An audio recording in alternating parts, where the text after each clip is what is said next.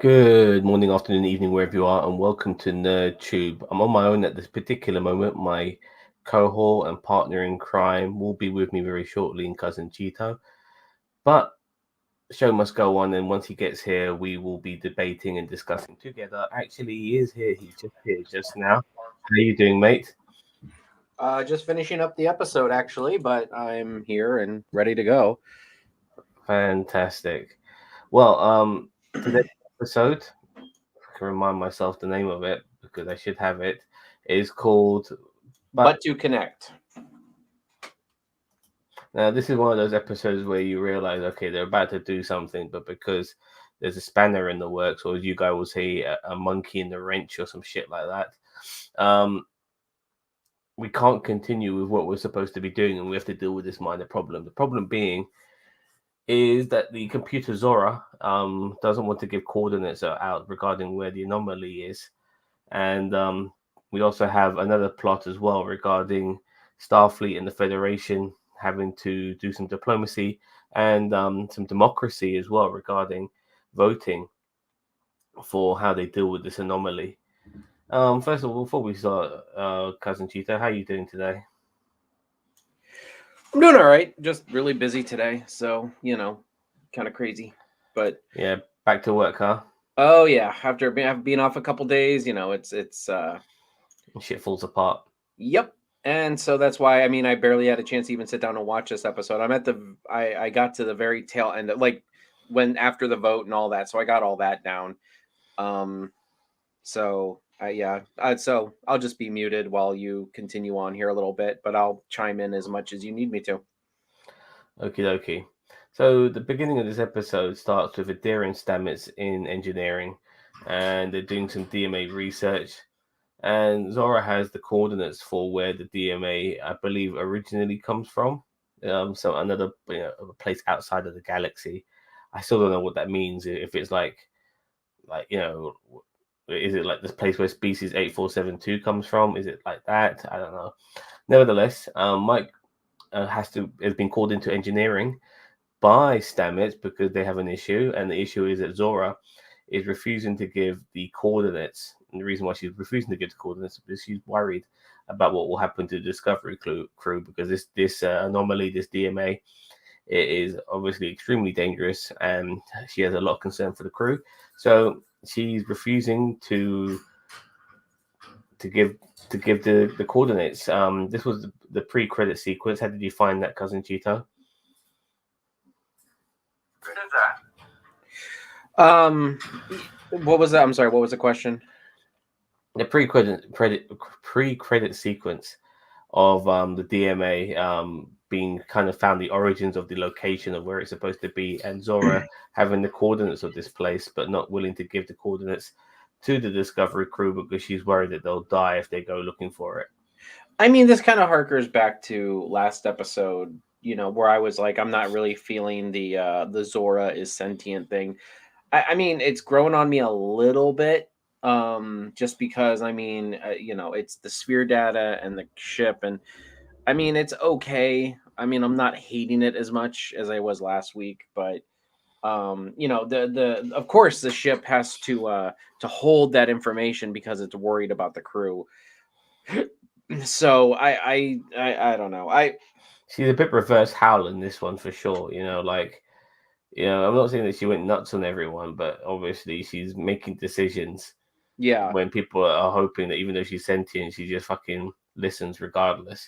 Well, and that's what and Stamets has a lot. I know you're going to get into this, but Stamets has a lot of good points in this episode about Zora, and she, and I you you have a lot of, you have to go through Starfleet Academy and stuff like that. And I know that they mentioned that towards the end of the episode, but there's training before you can become a Starfleet officer and operate Starfleet equipment.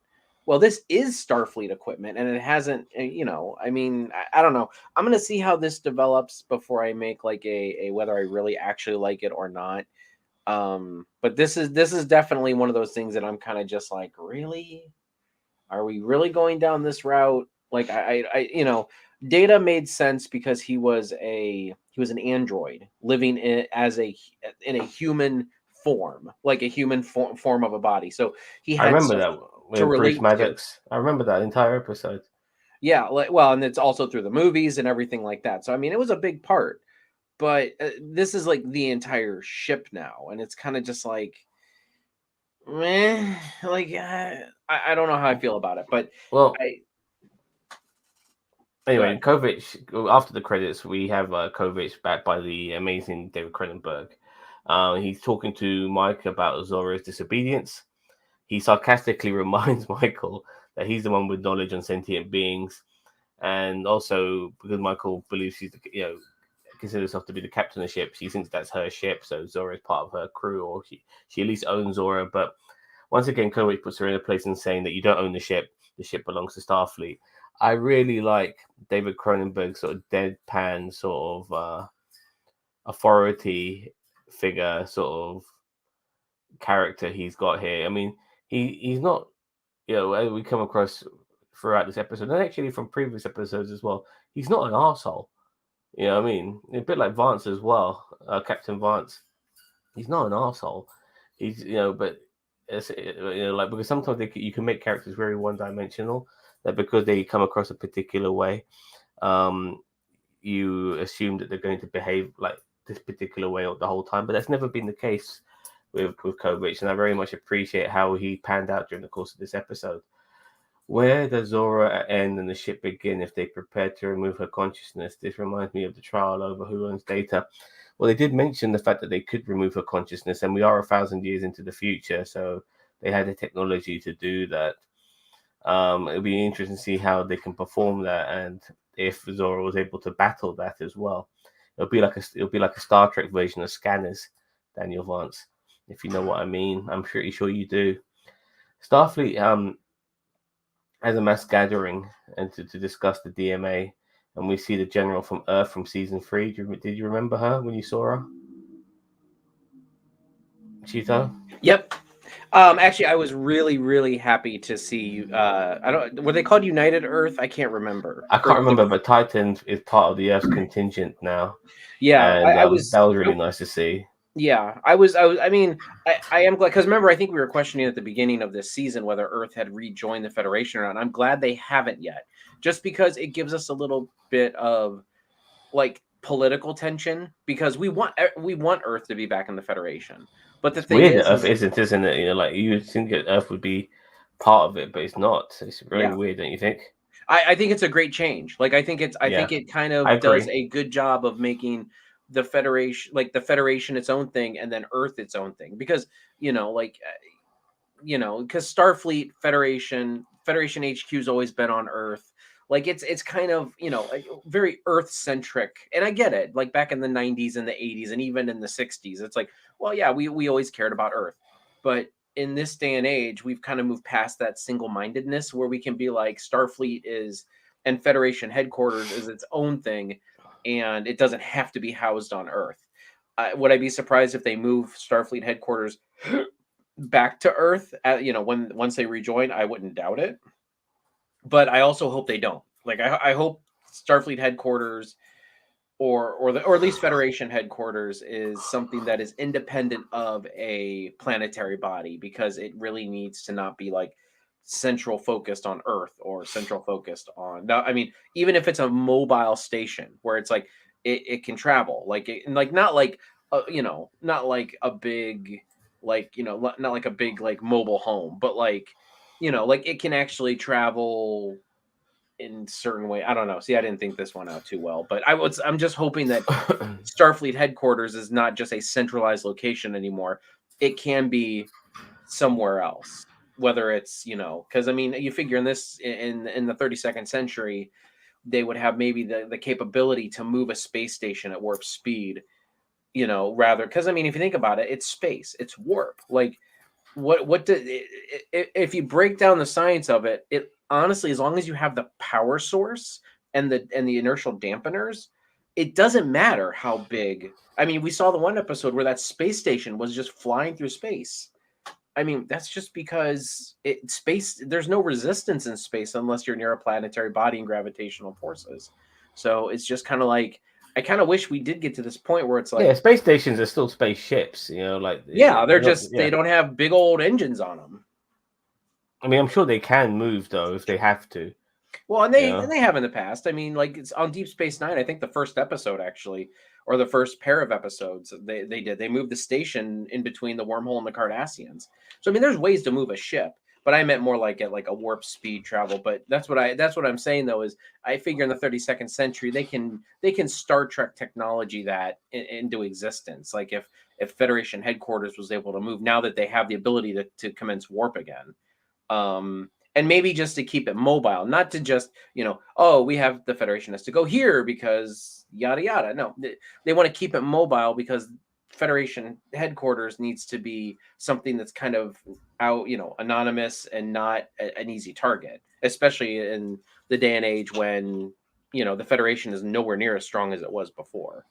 So I'm also curious to see what other Starfleet ships how they operate and how they could tell and what sort of crew they have because with Earth not really being part of Starfleet anymore, uh, do the other ships have like a large crew of different alien species, manning them?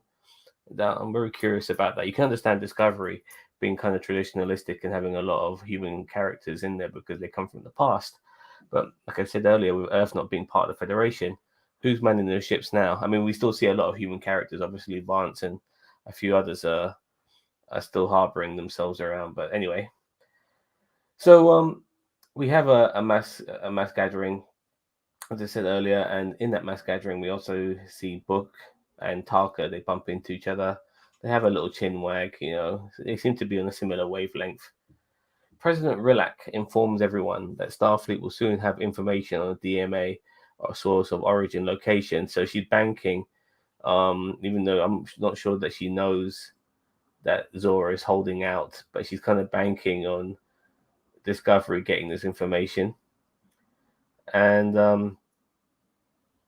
uh, this kind of sparks a debate of course of action. What people are going to do. Like, the course of action hasn't been confirmed yet. It does get confirmed kind of later on in this episode, but people are now deciding, okay, well, if we know where this is, what we're going to do about it, because there have been attacks before on the DMA, and people are like sent on nuclear, like photon torpedoes and shit like that. Hasn't even caused a dent, and considering this thing is like the size of a fucking galaxy, it's, people's really have to like get their grey matter going regarding how they're going to deal with this. So before I let you chime in, Stamets walks into Kovic and Saru's chat, and he gets some music going and stuff because he's seriously worried about Zora. He's trying to divert her attention, and Kovic kind of realizes what Stamets is doing, but he's not too concerned, so he stops the music and starts talking about Zora, even though Zora could possibly listen. Stamets is paranoid and worried that Zora being an emotional AI means that she might do some fucked up shit in the future, like lock somebody in the airlock or some shit like that if she gets mad. And Zora eases Stamets' fears and creates a failsafe system that will kill Zora in case she goes apeshit. What do you think of all of that? I mean, as I said a little bit earlier, I mean, Stamets isn't wrong. Like I don't I see the pragmatic future future thinking that Stamets has. And I mean, I don't disagree with him. I mean, it's okay for him to trust Zora. But I mean, at the same time, it's almost like you have to earn that trust.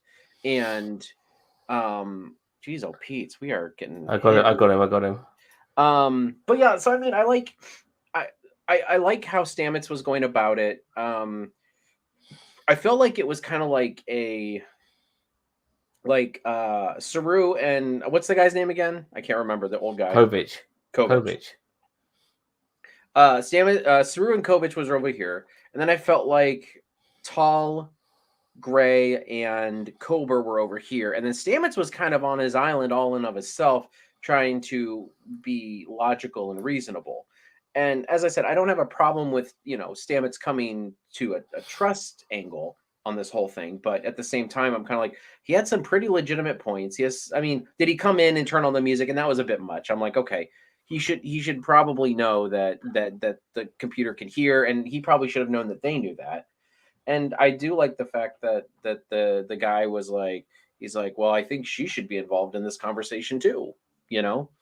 Stamets still kind of thinks of her as like more of an advanced AI than a sentient being. So, which is why he's create. You know, he's kind of okay with the failsafe to a degree, but then you obviously Kelber, Adira, Gray, even Saru to a degree. They're not so sure about the failsafe because they look at Zora as more than just some clever AI. They really look at her as an advanced being, a new sort of intelligent form of life, so to speak. And then we obviously, during the course of this episode, we have a philosophical debate regarding that. Now, back to the Starfleet delegation. Debate occurs amongst Starfleet personnel, and Tarka uses this opportunity to interject and inform the masses of his plan. Now, he's basically, in layman terms, he's basically created a bomb, and this bomb will destroy the DMA. Now, the bomb uses banned substances that will cause damage to subspace and possibly making warp travel impossible in those locations where the DMA is destroyed.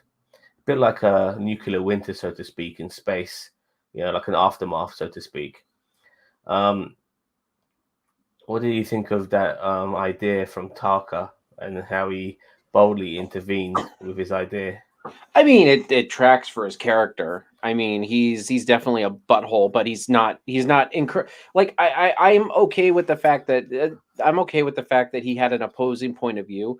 I feel like it's very convenient that he came up with a way to destroy the DMA like so quickly when everybody Well, else. And he I is a get it. He's he is a genius, smart Yeah, he is ass. a genius. So I get it, but it just seemed very convenient. Um, and as I said, I'm not sitting here saying, "Ah, this is crap" because of it.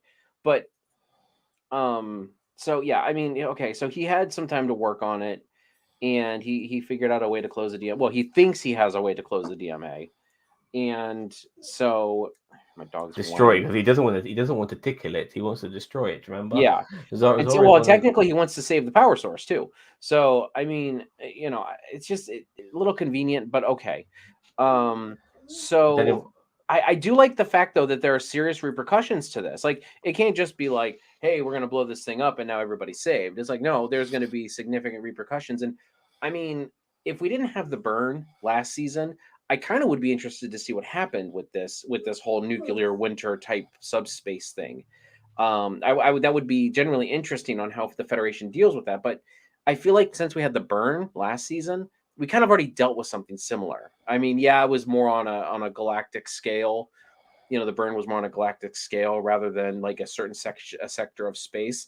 But like, they mhm. haven't even said like what parts of space would be affected because what I mean, what Or wherever the DMA is, I mean, yeah, wherever it is. I mean, there could be several Federation worlds in that area, which would cut off their supply lines because then it would mess up warp drive. They couldn't go at faster than warp like 5 or 4 or 8 or whatever. But still, going from warp 9 to warp 4, that is years of travel off. I yeah, I don't know if agree. people understand that. How Listen, dude, you need to stop. I don't know if people understand, how my dog's whining to get out. I'm gonna let Yeah, him I out know. when I I'm get done. it.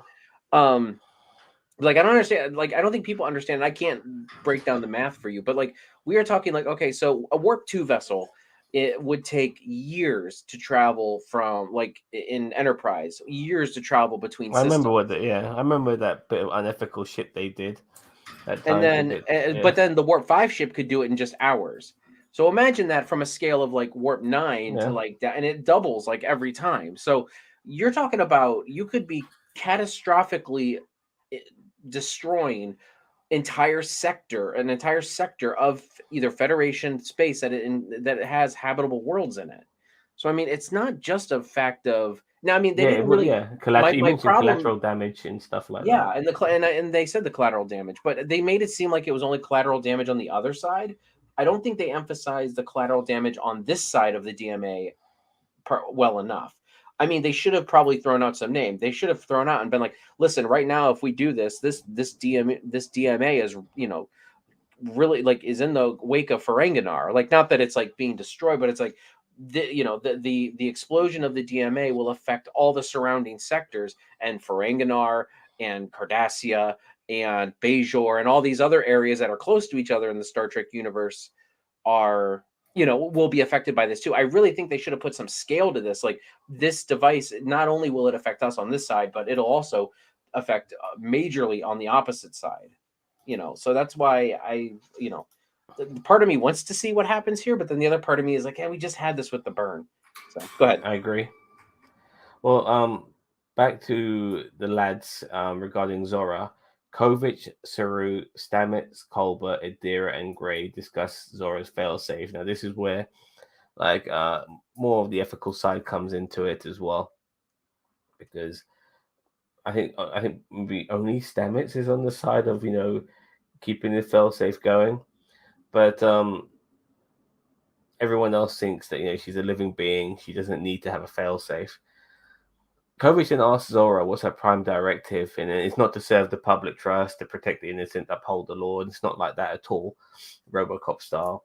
Her prime directive is something she's personally created herself. She's erased this like the Starfleet prime directive and created her own. And her prime directive is to look after the Discovery crew. What do you think of that?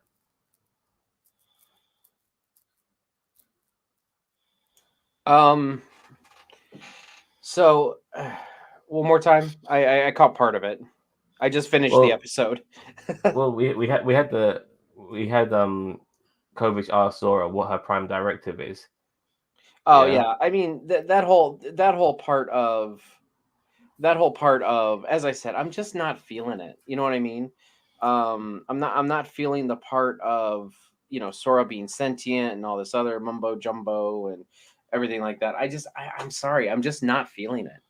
I'm gonna go with it. I feel that the tragic loss we're gonna have in Discovery is Zora. She's going to die at some point. Like Discovery will keep going, but her as a consciousness, sorry, as an entity will end up dying for the sake of Discovery. I feel that's what's going to happen. That's going to be the big loss. In my Why do opinion, you, just out of curiosity, not that I'm saying you're wrong, but like, why do you think that? it's just a feeling. There's Okay, no. It's. so I you're mean, so you're I getting think. I like think. Zora, I, you're I think. getting feelings. I think we're supposed to really feel for Zora. Like, isn't she a lovely AI? She's so happy and nice. She sings to people and she wants to look after the crew. And there's a sense of tragedy then, obviously, when she dies. And Starfleet can get very Shakespearean at times. With this sort of tragedy and shit like that. So Hmm. Tarkin knows far more than he reveals, as if what he has planned is being orchestrated. To what end? Everyone assumes his bomb is a bomb, and does what he says. Yeah, I'm going to be getting to that in a second, regarding the voting and stuff like that. But he's making it sound like it's the only solution. But yeah, we'll talk about that more in a second. And I feel like Book is part of the puzzle Tarkin needs in order to travel to an alternative universe. Possibly too, I think he also uses Book because Tarkin knows that he's an unlikable person, whilst Book isn't. Book also has the added extra of being affected by the anomaly with his planet being destroyed and stuff like that, and losing his family. We see the scar on Tarka's neck is from him being in the Emerald Chain. We find out Tarka had a friend, possible lover even. It wasn't really established, but whilst they were in the chain together, he and his colleague tried to escape to a parallel universe. Now, I'm not sure if there are alternative parallel universes being established before this episode. I only ever thought there was a Terran universe and that was it. But this episode, Taka says there are countless parallel universes. I mean, So it's the when now Star, multiverse, it's the Star Trek's gone into the multiverse. Well, the Kelvin timeline is theoretically a multiverse, isn't it? Is and it the or is it and an the alter first or contact and the or a first contact alternative? Yeah, universe. or an alternative timeline. Yeah, exactly. But those are some people will say that those are not multiverses; they're just different timelines. You know, Tomato, tomato. Honestly, because obviously when Eric Banner's Romulan guy went back in time, he changed the past, which created an alternative timeline instead of a parallel universe. But yeah, I know what you mean. But yeah, we find out there's different parallel universes, and it seems to me that Tarka he wants to get to one of these. Um, Tarka, being the unlikable person I said earlier, it realizes that Book is a better person to fight for the use of Tarka's bomb. At the same time, we also have a scene where President Rilek, sorry, she's Relax. trying she's trying to come across as quite neutral during the course of all of this, but really she wants the diplomacy angle. She doesn't want to start blowing shit up herself, and she can't. She has to come across as neutral. So she tells Michael to fight for for their cause, but Michael wants to go down the diplomacy angle too, and speak on behalf of diplomacy. So this is where it kind of feels like, I mentioned last week that I was thinking that maybe there was going to be a bonding. So not like, I think they were teasing on the fact that maybe Michael and Book were possibly going to break up, but if anything, their relationship was going to get stronger regardless of their differences. But now I'm having a change of heart. I have a feeling that what's happening here could be the end of Michael and Book. What do you think? I mean, I sure. Like, I'm not even all that This is interested. the beginning though. Like, this is like the seeds being sown. This is Yeah, not even, like, this is like not even like where it gets really heated. I mean, they could have their differences. All couples do, you know. But you definitely felt the seeds were being sown for this. yeah, Um, we get Books' speech. He basically talked about, being somebody who lost everything. He lost his family, he lost his planet, he lost his friends, he lost it all because of the DMA, and he wants to neutralize this before it kills anyone else. You can see how much he cares about this book. He knows what he's done to his planet. He doesn't want it to be this to be done to other planets. And Michael then gives her a rebuttal, by basically saying that we have to remain, with diplomacy. We have to understand what this is all about. This particular device might not necessarily be even created by the creators, um, to destroy things, but it just got out of hand, and we have to remember Starfleet values, yada yada yada. They both gave, interesting spiels regarding how to deal with this, because by destroying this particular anomaly, you might end up destroying the people who were behind it, or are involved with it, so to speak, and they might be innocent. There's more. Basically, Michael's trying to explain to people that there can be more to this than meets the eye. It's not necessarily black and white. yeah. It doesn't have to be a Decepticon. It could be an Autobot. Exactly. More than meets the eye. All right. They both did give their speeches. Stamets um and Co try to understand Zora a bit better, and as they come across part of her sort of makeup, they realize that it's her subconscious, her dreams. Do androids dream of electric sheep? I'm not sure if you know what I'm on about. Those dreams are nice things that have happened on Disco. So we're seeing some flashbacks from previous episodes, mainly of people being intimate in some sort of capacity, or a lot of hugs and kisses and stuff like that. Yeah. Now Stamets, he's starting to. And Stamets is quite funny in this episode, by the way. I'm not sure if you found him funny. No, I found Stamets rather good, actually. I mean, I didn't like. I'm hit or miss with Stamets. Like sometimes I felt like Stamets was being a dick just to be a dick, but then there's other times where I felt like he was, he's kind of right on the money, and that's kind of where, like this episode, I felt like he was really right on the money. So I found his performance to be almost comical to a degree, like, deadpan comical, black comedy comical, because they're talking about, destroying this AI. Adira and Gray basically say that they're kind of like unusual creations themselves. Adira being some Freakazoid. a human being that has got a Tal inside her. Sorry, not a Oh Tal, yeah, a Trill symbiote inside her, and Adira being somebody who's come back from the dead, so to speak. So yeah, and like in the way Stamets reacted to her, that was kind of hilarious. Now, Stamets tells Zora that he wants to believe in her like everyone else, but that it also means trust, and trust is a two-way street. Now, this makes Zora has a realization, and she kind of realizes from past episodes, because of what Discovery crew have done, that they can be trusted. And so through that, it gives her a realization, and she ends up giving the coordinates. So it was a good moment from Stamets. So they get the coordinates. I Did you out like of how cur Stamets did that? yeah, but my question is, did they even say where the coordinates were? Like, I No, well, they yeah, don't know. They don't know where it is because they never had the coordinates. But once they've got the coordinates, then they'll yeah, be but I able to mean, figure out where I it felt is. like they missed a trick here where they could have been like, this is, these coordinates, they're deep in the Delta Quadrant, insinuating the Borg, or, these coordinates, they're deep inside the Gamma Quadrant, insinuating like the Dominion. Like they didn't give us any, they didn't give us any relative. And I mean, I know that they were saying it possibly could be outside of our galaxy, but at the same time, I feel like that's a bit much for I me. don't know. I still don't know what they mean by they say outside of our galaxy. I mean, I don't you know, know. 847 2. Is that what they're I going on mean, it about? could be because how does Zora know? Okay, because Zora said at the beginning, she said, "Well, what's at those coordinates would put you in danger." And it's like, well, what's at the coordinates? Like, is it the Borg? Is it the Dominion? Is it species 8472? I mean, I doubt it, but maybe. No, I think she just doesn't want them to go after the DMA because she knows that it will kill them. I mean, Oh this thing well. isn't. This thing is not a normal phenomenon. So, she was, her prime directive was to look after the Discovery crew.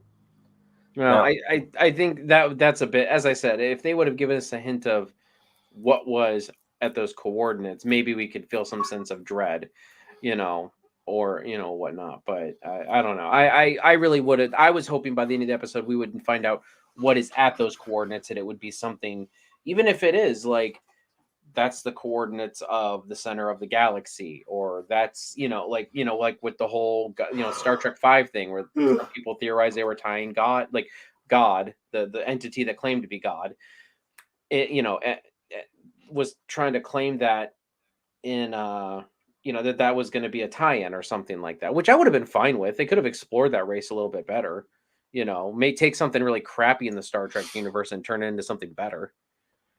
I um agree. No, I agree. I agree. Um, I, I mean, they could always leave that for another episode. So I was fine with them not with this it being explained so soon. I mean, they just got the coordinates, and that was really the main thing they had to do. And I'm sure next episode they can explain it more without having to rush through it. Okay, so the Federation and Starfleet basically are officials are voting on the course of action. They've got two options now. They've got uh, Tarek's bomb, or they can try the diplomacy angle and make first contact. So let me just quickly read this comment here by Daniel Vance. The coordinates makes absolutely no sense in terms of stellar coordinates. They were Jabberwocky, and what a good movie that is. Um, but yes, they decide to vote on it, and eventually everyone, or majority of people, vote for the diplomacy angle. This kind of upsets Book a little bit, and he walks off. And before Michael has a chance to talk to him, President Rilak comes in between them and has a chat with Michael. Says that she wants her to lead this particular mission with Discovery and so on. I mean, when it comes to anything special, because Discovery's got the spore drive, they're going to be leading everything. So it makes sense with that. So were you surprised that diplomacy won the vote and not blowing it up? Actually had no idea how it was going to go. I honestly didn't. I honestly felt. I mean, I kind of got an inkling like when Michael was giving her speech. I was like, all right, I think they're going to lean more towards towards peace. But for a while, I was genuinely like, I don't know what they're going to do here. Like, I honestly feel like we might get a kind of turnabout here where the Federation, the voting, the democracy of the Federation kind of turns against itself, where the voting basically makes it clear that people want action, not um the people want action. They don't want to wait. Yeah, I agree. Yeah. They want to do things the right way as well, which is kind of like it's kind of heartwarming to see that the Federation's going down that particular route. Well, and this is, keep in mind, this is parts of the Federation we have never seen before. You know what I I mean? mean, Like even the we like Ferengi whatever. raised his hand. Yeah, Huh? yeah, the Ferengi he raised his hand to go down the diplomacy route. You know, Yeah. so I'm assuming that was the Grand Nagus of Ferenginar at this point. See, that's what, but that's one of the things that this season I really kind of miss. or that I wanted that I'm not getting is, seeing how races, fight, races that we know and love are in the 31st or 32nd century. And that's kind of one thing that I'm missing. Now, I feel like that they're handling this whole season very well. Yes, I feel like so far overall, I feel like this season is actually going very well. But I still wish we would see more of the Ferengi, like where the Ferengi are. We haven't even seen a freaking Klingon. Like, have you seen? I don't remember ever seeing a Klingon, and not that I want to see the Well, we Klingons. haven't seen one since they've gone to the future. Yeah, and we've seen we have seen Romulans, but And we've I seen just Kardashians. we have seen Cardassians, so I kind of wish they would. I mean, the Ferengi, or not the Ferengi, the Klingons are a major point in the Alpha Quadrant. Even if they've been eradicated, I'm surprised there's been no mention of them. You know what I mean? Daniel says the Ferengi already threw too much latinum on the probes. They weren't talking to the Latin. They weren't talking to the Ferengi with that though. That was another race that they said Yeah, that to. exactly. So Unless Daniel Vance is just being cheeky. But I mean, I think I think so. With Daniel Vance is very cheeky. So but yeah, no, I think she was talking to another race. I said how much Latinum may be thrown at it with probes or something like that. But I think that was a different race that she was talking to. okay, well, we're getting to the end of Kovic's evaluation regarding Zora, um, and just as he's about to complete his evaluation, Stamets has a couple of things he would like to add, and then Kovic then basically says he's completed his evaluation, and in his mind, he considers um, Zora to be a new life form, and because of that, she doesn't confide to the sort of sentient AI sort of things that comes under Starfleet regulation, which makes her very happy because if she's a new life form, she will not be dismantled or anything like that. And Zora's very happy about this. And then Stamets makes these additional things, which is that he wants to make Zora part of Starfleet, and this further pleases her. And then Kovic also tells Stamets that if he had taken things in a different direction, Kovic would have taken Stamets off Discovery and probably made him a different rank and following different things. Maybe not even a science officer. So, what did you think of all of that? Kovic, with Kovic's evaluation and Zora being so happy that she's part of the Discovery crew. I mean, as I said, this angle is a little bit too. I don't know, like a little bit too yay for me. Like as That's I why said, I'm saying she's going to die. She's going to die. Zora is gonna sacrifice herself for the crew.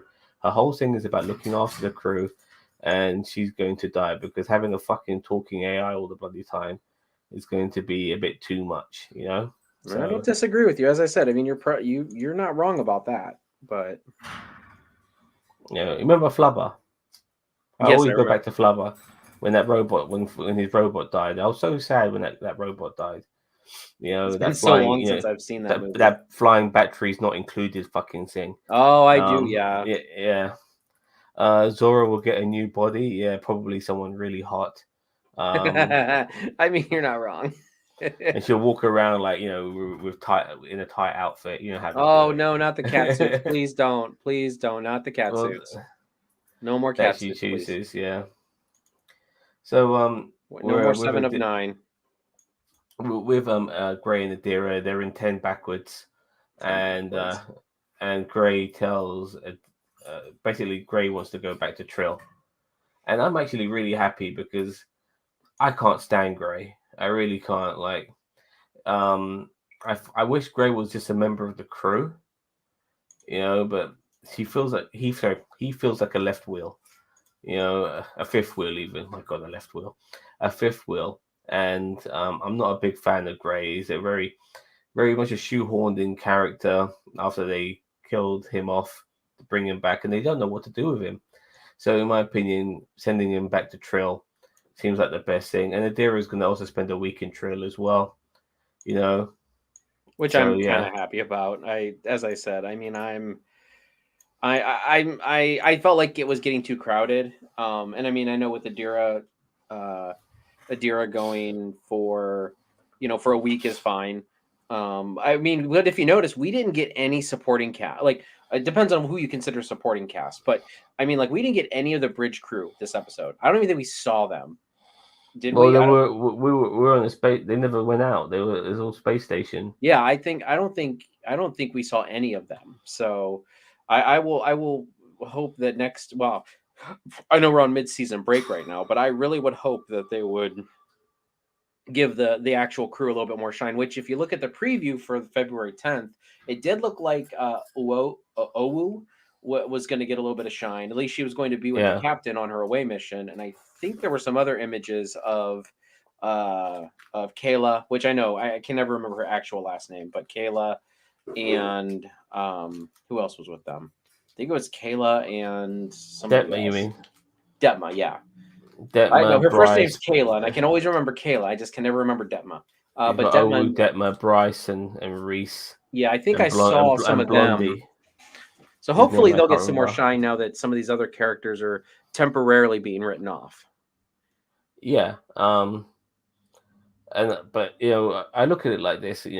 If we're in the Discovery, then we're going to get more of the crew.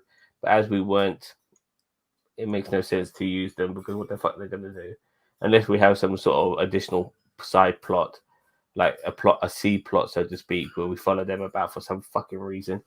But it'll be like an episode of Lower Deck, so to speak. Only in flashbacks. You know what he means by that? No, hold on. Okay, dokes. So Mm, with okay. because Gray and Adira are so short, they just happen to look like kids, and we know Stamets and Culber are basically their dads. So they say goodbye to them, and they can't wait to see them, and all of that. Saru also flexes with the Vulcan lady with a plant. Yeah, see how they keep going on there. Bow chicka Um, wow wow. yeah, this plant will be work well in Saru bought. in You know what that plant was, right? That's the plant that they get the Ponfar Agra from. yeah. Well, this plant will also this plant is native to his planet, but it works in dry conditions, or like it thrives in dry weather. It's like a it's like a kelpian fucking cactus. Yeah, Um, that's probably a good description of it. A kelpian and she fucking mentioned the cactus. salt water, and I'm thinking to myself, oh no, I'm getting some weird thoughts here. Saltiness, and but nevertheless, she says, here you go, take this from me and bury it in your world, or like plant it on your world. And yeah, see where that goes. Just the idea of them two getting it on just freaks me out. You know, it Zam, just don't be I can't racist. help. No, it's not racist. I know. I'm joking because they're fictional characters. I'm just saying. Yeah, but nevertheless, I just can't help it, man. I can't help it. It's just I mean, look. I mean, some people are into some weird kinks, man. I mean, I don't shame it. I mean, they could have like an asexual relationship where they're not looking to fuck each other, just be in each other's company. I mean, You know, maybe you never know. so Well, and you keep in mind though, Vulcan's only made every 7 years, so I mean, it could be. I mean, they could have a relationship and just barely. I mean, they would they wouldn't even see they would go years without seeing each other. I agree. So we end with a cliffhanger of an episode. Let me just find the right pictures. I didn't really flip through it this time. I See, do this is the cliff. apologize. I wish we got a different cliffhanger. You know what I mean? Like I kind of. Well, these two, Book and Tarka, they're not really going happy with the diplomacy angle. They didn't get the result they wanted. So, uh, Tarka's created the next generation of Spore Drive. Which again is another, in my opinion, is another ass pull. I'm sorry, Yeah, like it's a all convenience. of a sudden now they have us, and I get it, he's a genius and yada yada. But again, I feel like it was an ass pull for the weapon, and now all of a sudden he has a spore drive in his back pocket as well. He's Like, able to just blend it in. I mean, what he had, he just blended into Book's computer, didn't it? yeah, and it's just like Yeah, it was just to me, it felt like an ass pull to me. And I mean, I get it, like he's a genius and he can have all these things, but at the same time, it was all too convenient with him. I agree. But they've gone rogue basically. Book and Tarka have gone rogue, and Hmm. they're now going to go if no one's going to give them the diplomacy, if they're not going to give them the democratic angle and vote for it, they're going to just fucking do it themselves. And so they go out to do it, and then we get an end credit sequence showing what's going to be happening next week. We'll obviously book. Sorry, Not next week. Michael. Next at the after the Next break. month. Oh yeah, in just over like a month and a week away. With a book going after a month and 2 weeks, I believe, actually. A month and a No, it half. was February 10th. Yeah, it's about a month and a half away. Yeah. Yeah, Yep. so I yeah, mean, so that's what yeah, is it? yeah. Five more episodes of 5 more episodes of what's it called? Yeah, have we ever had a mid-season break on Discovery before? I don't think so before. I don't think so, but I'd have to go back and look at the air dates. Taka is orchestrating the whole thing for some other purpose. Yeah, I do believe that Well, he yeah, does because want he to says get. he's kind of pulling a Lorca. He's pulling this whole thing because he wants to get to this alternate dimension. That's what Lorca did in season 1. He Yeah, orchestrated this whole thing so that he could get into the mirror universe and get back over there. Taka was able to create a small DMA because he created the large one. You think Taka created the large DMA? I That don't would be think one so. hell of it. No, I don't think so. I don't I think so. genuinely, I thought about that before, and I don't think so. I mean, if it I is, just, let me put it this way: if it is, it's yet another ass pull because, if it is, again, I'll be very upset. Honestly, yeah, it's not. I think it would be a bad Yeah, twist. a terrible twist, an unappreciated twist. But That's yeah, why I was but yeah, hoping at the end of this episode we get the twist as like we knew who the people who I was thinking, and I know people will roll their eyes, but I mean, what kind of race could actually do this? Iconian, which is an ancient race in Starfleet the and Star Borg. Trek, or the Borg. Yeah, like the Iconians are like like ancient superpower, like the Federation. The Borg is another one. I mean, look at all the shit they started in Voyager with Species 8472. I mean, I thought it could have gone either way. Truth be told, I agree. Um, but yeah, we've left with a cliffhanger. And we're gonna have the void filled with your favorite show, Star Trek Prodigy. look, are you since I'm doing Young Justice on my own? Are you doing Prodigy on your own? You're the Star Trek guy as well. I mean, Daniel Vance, can you believe it? This Star Trek guy doesn't want to do Star Trek. It's Dude, I don't want to like do Prodigy. That's you know, you've already like you're already several episodes in. You might as well keep it going. It's not like we've got anything else to do on a Thursday night. So yeah. you don't know me. Also, as we're ending this, tomorrow, um, Bobby Black will be releasing his unboxing video of Santa Claus's package. Santa Claus from released from his sack, a nice box of gifts and goodies for cousin Cheeto. Straight from the United Kingdom, and he's going to be eating them all. He's already done the unboxing. Hello, Bandit. Oh, you just caught us at the end, unfortunately. I'm sorry that you're bored, mate. I'm sorry about that. But yeah, cousin Cheeto will be trying those treats out with his entire family as well. So look forward to that. That's tomorrow, and also tomorrow, by the way, is um. Do you New know what it Year's is Eve. tomorrow? Not just New Year's Eve. Who cares about that? Tomorrow is Cobra Kai season 4. Oh, Cobra Kai season 4. I'll you be know, binging that, and I'll be trying to get that one done with for you guys within the week. should we talk about the other things, Am, or no? Should we wait for after No, the talk first? about it because uh, bring it up. So, as we've kind of mentioned a little bit on the page, I did put a poll out there a couple days ago. We are starting a Patreon. As we've kind of gotten some traction and some subscribers and some fans, we're and yes, Young Justice later tonight.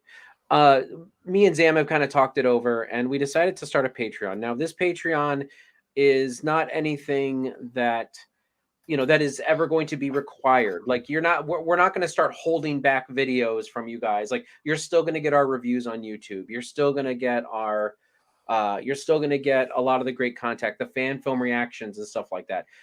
All you're going to get is with the Patreon is you're going to support us, obviously, because me and Zam put a lot of work into this, and you guys probably know that, you see that, and we feel it. But also, it's a way to support. You get bonuses, like it's all on the Patreon. I'll put the link in the description, so if you come back to this video, but we're going to start putting it in all our videos. And it's, as I said, nothing that we really have been doing before will ever be required. We are, however, going to start doing bonuses like for our Patreons and stuff like that that are supporting us, whether it be through YouTube, whether it be through Patreon, whatever it be to. So me and Zam have actually sat down for a long time and talked about this stuff, and we're just trying to make sure that we're giving back to you guys as much as you are giving to us, and make it worth Exactly. your while. So I don't want to harp on it too much. I don't want it to seem like we're like asking for money. We're not. We're just it's a lot of work, and if you would like to support us, we would be grateful, and anything and everything is appreciated. But at the same time, we don't ever want it to be like, oh well, you can only watch fan film reactions if you are on our Patreon, like that. At least that's never our intention, is to put a pay block on something. But you will get bonuses, like for example, one of our tiers of our Patreon is you can join us for a fan film reaction. So like or you can pick your own very fan film that you want us to review and join us for that review. So there's we're trying to make some Yeah, perks that might be worth it and fun and engaging, and we want to engage with you guys, but we're also still trying to feel it out because neither of us have really worked on a Patreon before. exactly. We're And kind even of if working through it. even if depending, you can have a look at our page and you can see the prices of what would be more suitable for you. But even if you're just willing just to contribute as little as possible for the sake of it, you can do. We have a Patreon scheme starting just from $1.